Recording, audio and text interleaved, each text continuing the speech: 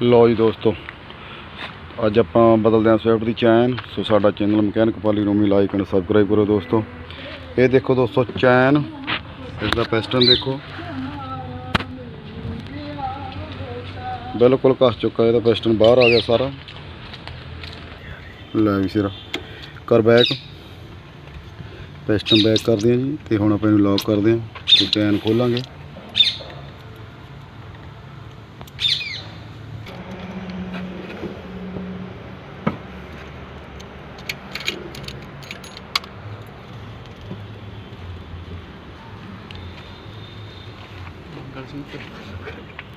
गंजल गुत्र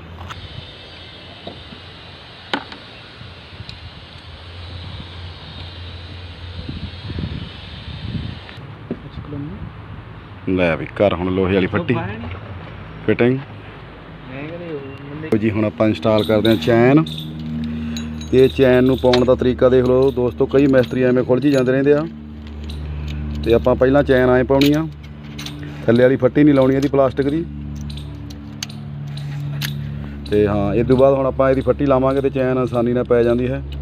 आओ जी, तो हुण आ वीरकपाल सिंह अपनी ला रहे ने फट्टी। लो भी दोस्तों, ये फट्टी ला के आप ऐसा नाट कस देना है 6 नंबर लिखी वाला। इकबाल सिंह जी थोड़े जिहा औखे होके नट लग रहे हैं। लो भी हुण आप लॉक खोलते हैं बेल्ट का एडजस्टर। ये आप लॉक खोलता, बेल्ट टाइट हो गई है। तो हुण आप टापा लाउने आ।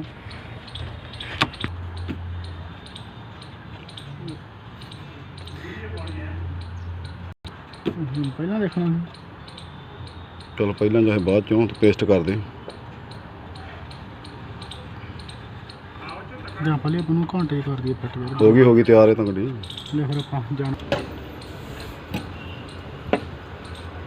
लो भी हुण ये आयल पंप असैंबली आप फिट करती है। तो हुण ये बोल्ट कसदे हां।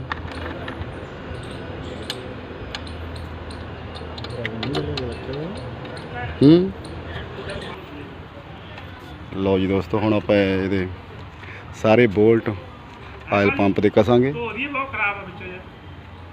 नहीं कोई ओके ले वाली थल्ले ना अपनी पुली पा के फिर। हाँ जी, चल मैं लाउणा थल्ले पुली पा के बस कर दें ओके। आप चैम्बर लाने उस बाद दुख दुख दसांगे।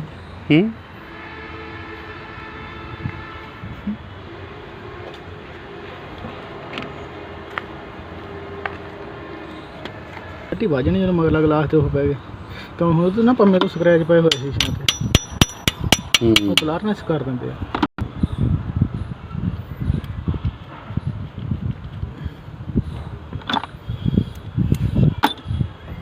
तुम बोल लो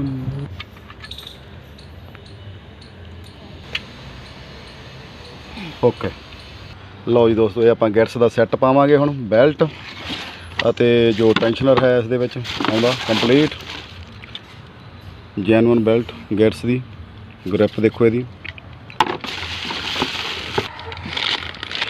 ये आप नवा कढ़ते हैं, अनबॉक्सिंग करते हैं इसका टेंशनर। लो जी, पूरा finishing okay. Gets the parts पूरा जैनवन। ला भी इकबाल सिंह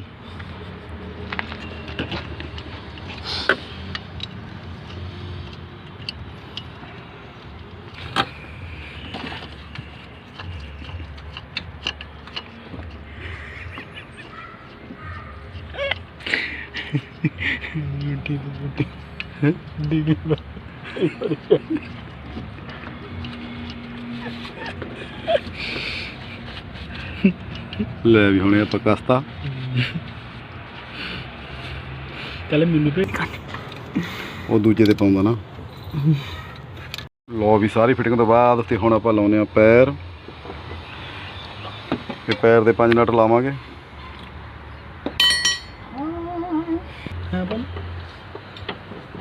हाँ जी दोस्तों, हुण ये फिटिंग हो चुकी है। ये आपां जिहड़ी उपर दी फिटिंग है सारी है हो गई। ते सलांसर लावांगे इसदा आपां, जो कि उपर डिगदे आपां चाड़ के सलांसर लावांगे। इस तो बाद आपां इसनूं स्टार्ट करांगे। लो जी दोस्तों, हुण आपां सलांसर ला रहे हैं। तो ये सलांसर लगन तो बाद आपां गड्डी नूं थल्ले लावांगे ਅਤੇ चैक करते हैं इसकी आवाज़। ਕਿਸ ਤਰ੍ਹਾਂ ਹੈ ਆਵਾਜ਼। ਸੋ ਆਪਣੀ ਗੱਡੀ ਹੁਣ ਇਹ ਚੈਨ ਪਾ ਕੇ ਓਕੇ ਹੋ ਚੁੱਕੀ ਹੈ ਦੋਸਤੋ। 1 ਲੱਖ ਕਿਲੋਮੀਟਰ ਇਹ ਚੈਨ ਚੱਲੇਗੀ ਅਤੇ ਉਸ ਤੋਂ ਬਾਅਦ ਫਿਰ ਦੁਬਾਰਾ ਪਲੇਸ ਹੋਊਗੀ। ਹੁਣ ਇਹ ਸਲਾਂਸਰ ਦਾ ਪ੍ਰੋਸੈਸ ਆਪਣਾ ਤਕਰੀਬਨ ਪੂਰਾ ਹੋਣ ਵਾਲਾ ਹੈ। ਲਓ ਜੀ, ਹੁਣ ਇਹ ਸਲਾਂਸਰ ਲੱਗਣ ਵਾਲਾ ਹੈ। ਇਸ ਸਲਾਂਸਰ 'ਤੇ ਆਪਾਂ 4 ਵੋਲਟ ਲਾ ਕੇ ਗੱਡੀ ਥੱਲੇ ਲਾਵਾਂਗੇ ਅਤੇ ਉਸ ਤੋਂ ਬਾਅਦ ਆਪਾਂ ਇਸ ਦੀ ਆਵਾਜ਼ ਚੈੱਕ ਕਰਾਂਗੇ ਅਤੇ ਇਸ ਦਾ ਜੋ ਕੂਲੈਂਟ ਆ ਉਹ ਚੈੱਕ ਕਰਾਂਗੇ। ਸੋ ਇਹ ਦੋਸਤੋ ਪ੍ਰੋਸੈਸ ਹੋਣ ਤੋਂ ਬਾਅਦ ਗੱਡੀ ਆਪਣੀ ਓਕੇ ਹੋ ਜਾਵੇਗੀ। ਅਤੇ ਹੁਣ ਆਪਾਂ ਸਟਾਰਟ ਕਰਕੇ ਦੇਖਦੇ ਹਾਂ ਦੋਸਤੋ।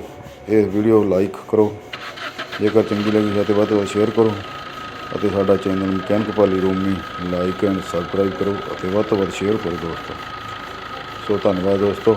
ਇਹ ਗੱਡੀ ਹੁਣ ਓਕੇ ਹੋ ਚੁੱਕੀ ਹੈ। ਸੋ ਧੰਨਵਾਦ।